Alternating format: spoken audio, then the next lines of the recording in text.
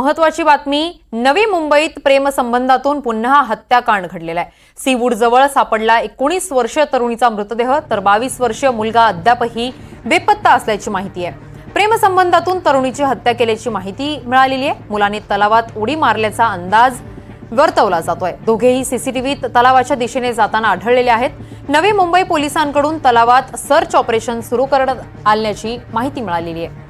नवी मुंबईत प्रेमसंबंधातून पुन्हा हत्याकांड झालेला आहे। सीवूड जवळ 19 वर्षीय तरुणीचा मृतदेह सापडलेला आहे। या संदर्भात अधिक माहिती देत आहेत आमचे प्रतिनिधी राहुल कांबळे। राहुल, नेमकं काय घडलेलं आहे, हे सगळं प्रकरण काय आहे?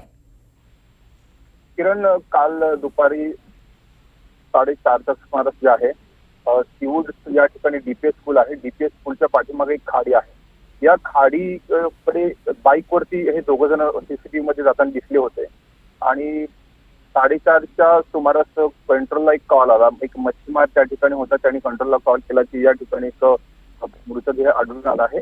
तर त्या ठिकाणी फॉरेन्सिक टीम 4:30च्या दरम्यान गेली। 4:30-5च्या दरम्यान फॉरेन्सिक टीम त्या ठिकाणी पोहोचली। त्याच्यानंतर प्राथमिक जी चौकशी आहे त्याच्यामध्ये निदर्शन आलं की गळ्यावरती काहीतरी त्यांच्या वण होते आणि प्राथमिक याच्यामध्ये समजलं की तिचा गळा दाबून हत्या करण्यात आली आहे।